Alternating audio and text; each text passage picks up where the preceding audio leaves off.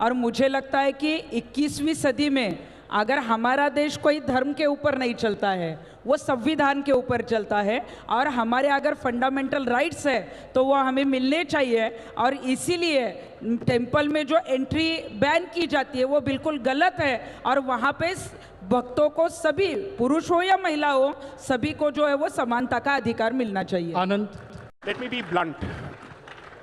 The fundamental issue has been the inability to strike a distinction between diversity and discrimination, between uniformity and equality, between pluralism and standardization.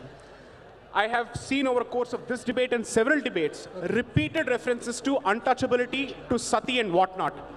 There is only one temple dedicated to a specific deity who happens to be a brahmachari, and in that particular place there is a restriction for a particular age group, not because of menstruation but because he is a brahmachari. And we are being told that that practice needs to be necessarily compared with untouchability, that needs to be compared with sati pratha, that needs to be compared with widow remarriage. Where is the sense of proportion in this debate?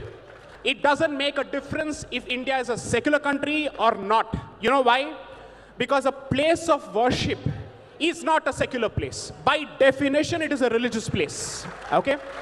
So please do not apply secular logic to religious places, because you will not tolerate application of religious logic to secular places. Okay? Okay, my only... I'm not done. Please, hold on. Anybody, I challenge members of this audience, because you happen to be a citizen of this country, can you just get into the Supreme Court and say that I will practice in the Supreme Court without having the necessary qualification, without following the necessary rules? Because then your argument is going to be, no, but when the Supreme Court comes out with rules, these rules are meant for everyone, there are not separate rules. Fantastic. Then why don't you recognize the fact that when it comes to the Hindu faith, it believes in diversity of spaces. There are specific spaces which are dedicated to a specific form of energy, and there are specific spaces which are open to everyone.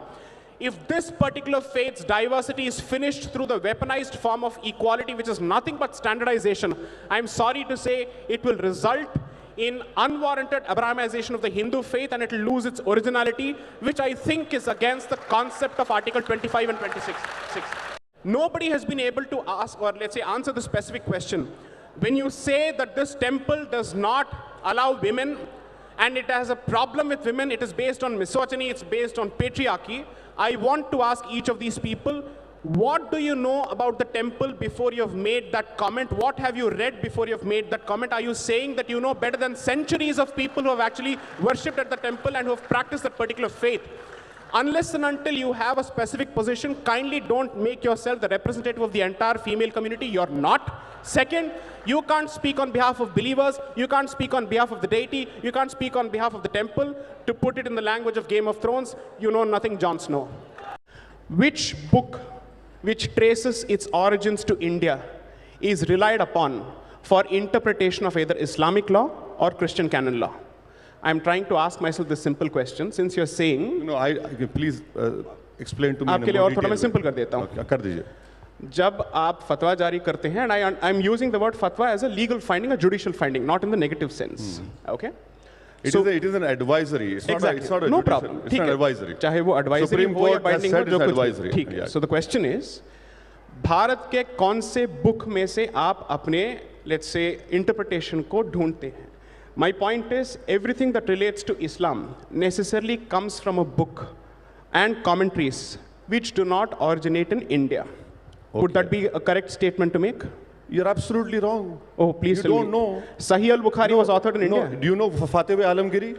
Go ahead, Fatwa Alamgiri? Oh, so you use Fatwa Alamgiri to actually... Listen to me. Where was Fatwa Alamgiri written? No. The question is, when you issue a fatwa, do you use the Quran or what are you using? Are you debating with me or an anchor? I am asking you. You want to debate with me? I'll answer. I am asking you a straightforward question. I am answering you in a straightforward way. Please listen to me. You have. Should I rephrase the question for you to understand it better? I understood where you're coming from. Answer, please. Do you believe that the Islamic law is only Quran and Sunnah? No. You're absolutely wrong. Go ahead, please explain. No, it is not. Right. It is Quran, it is Sunnah, right. It is the judicial or the fatwas given. It is Sunnah is Hadith only. Hadith only. Then you have schools of thought. Right. Hanafi, Shafi'i, Maliki, Fiqh. Right. Then you have Fatwa Alamgiri. There are so many books. So these schools of thought, what is the basis of the schools of thought? Is the simple question. every religion, every school of thought. Right. Basically, Has the audience Muslim- understood the question? Okay, great. No, listen. Yes, please. Fantastic. Right. Majority of Indian Muslims are Hanafis. Okay, We follow Fatwa Alamgiri. okay, And that protection, where it comes from? Article 26, okay. isn't it? And what is the basis of Fatwa Alamgiri? Fatwa Alamgiri is the opinion of the Islamic scholars who were born in India, Based on what? based on Quran and Sunnah, Thank you. and also advice. Thank you. Also